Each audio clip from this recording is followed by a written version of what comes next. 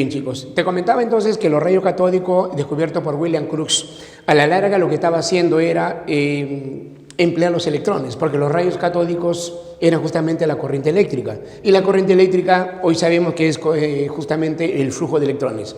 Pero esa idea lo dio el amigo Johnson Stoney. En el año 1876 propone llamarle electrones justamente a la unidad de la corriente eléctrica. ¿Está bien? Le hicieron caso bueno realmente a él, ¿no? Porque hasta ahora se llama electrón, tú sabes. En el 1886, Eugen Goldstein observa algo realmente inesperado. Se supone que del cátodo salen las partículas hacia el ánodo a gran velocidad, cargado negativamente.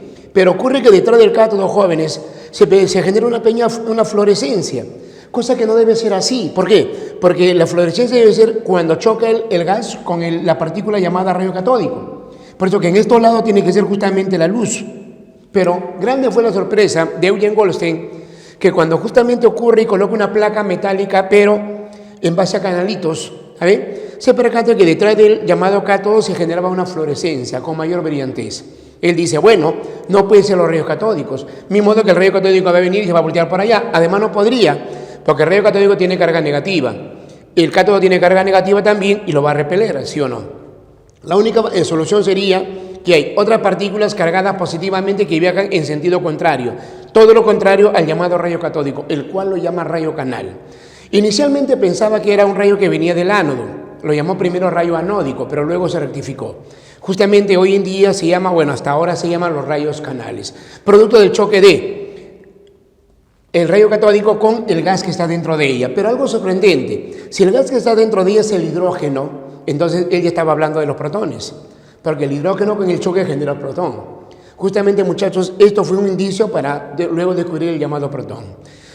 Jóvenes, en el año 95, Wilhelm Conrad Röntgen descubre los rayos X, lo que hasta ahora le llamamos rayos X, aunque su nombre correcto hoy en día es rayo Röntgen. Pero ¿qué encuentra el amigo Conrad Röntgen? Descubre, jóvenes, que cuando coloca diferentes placas metálicas, colocó en el llamado ánodo, observó que cuando se bombardea con rayos catódicos se generaba una energía desconocida, una radiación desconocida. Como tú bien sabes, por ejemplo, como ocurre en matemática, cuando algo es desconocido, una variable desconocida, ¿qué variable le colocas? ¿Te acuerdas que le colocas el X o no? ¿Ya? Igualito acá también. Como él no sabía qué cosa era, sabía que era energía, no, suponía que era radiación electromagnética, pero no sabía qué cosa era exactamente.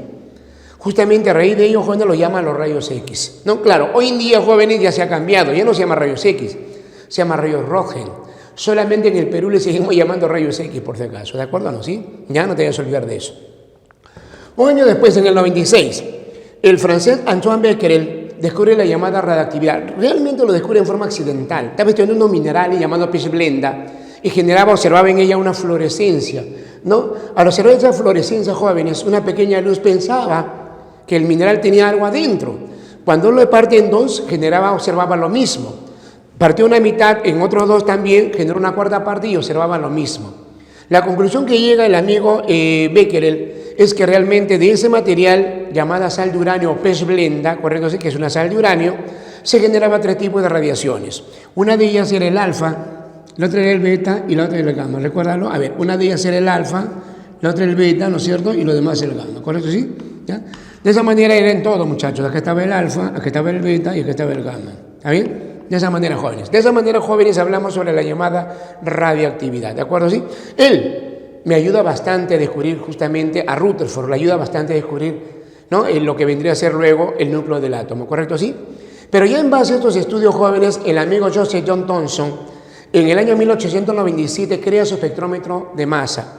Con ese espectrómetro de masa lo que hace él es relacionar o hallar la relación carga-masa del electrón, pero a él se da como el descubridor del electrón, muchachos. ¿Está bien? Debe recordar entonces que el electrón fue descubierto por el amigo Thomson al crear su llamado espectrómetro de masa y basándose en los estudios de los rayos catódicos, ¿no? Porque a la larga los rayos catódicos son los electrones, no te olvides.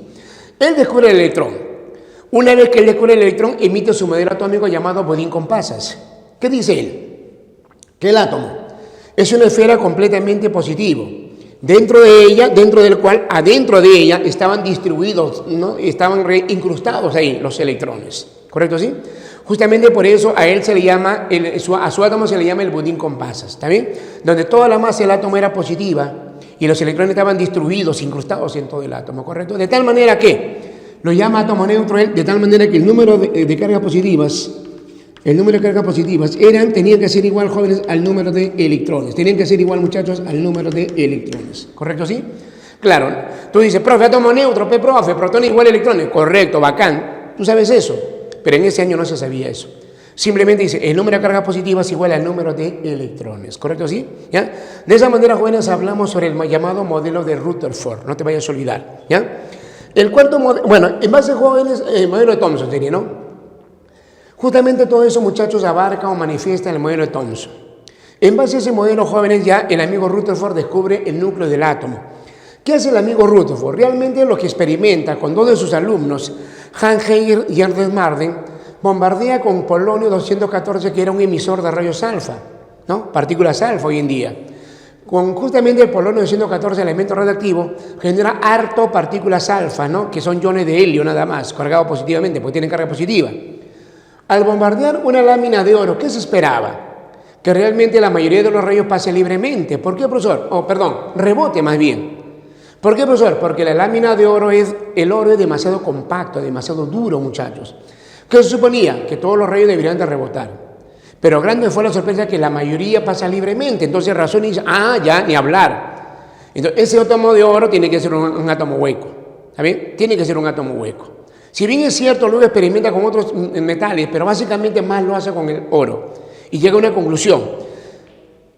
La mayoría de los rayos pasan libremente, ¿por qué? Porque el átomo es hueco. Pero algunos comienzan a ser rebotados, algunos comienzan a ser desviados. ¿Eso ocurre por qué? Porque dicho átomo tiene una parte central positiva muy compacta y muy dura. De tal manera que hasta hace rebotar a las partículas alfa. Esa zona central es muy pequeña. Para que pase a la mayoría de los rayos es porque es muy pequeña. Justamente, jóvenes, en base a eso recién él puede mandar su modelo atómico. Y en el primer postulado, el amigo Rutherford dice, oye, el átomo está formado por el núcleo positivo y los electrones que giran a su alrededor. En forma indefinida, dice. En el segundo postulado dice, oye, el átomo es como un completo vacío. De tal manera que el tamaño del átomo comparado con el tamaño del núcleo era demasiado grande. Aproximadamente era 10.000 veces más grande que el diámetro del núcleo. ¿Ya? Por si acaso, el átomo era demasiado grande comparado con el núcleo, ¿correcto? ¿Sí? En el tercer postulado dice, oye, nuestro sistema del átomo es parecido a nuestro sistema planetario. Así como los planetas giran alrededor del Sol, el electrón gira alrededor del núcleo. Así como los electrones giran alrededor del Sol, el electrón gira alrededor del núcleo, ¿no? Por eso le llama sistema planetario en miniatura. Pero bueno, jóvenes, te comentaré entonces, muchachos, que Rutherford es el que descubre el núcleo del átomo.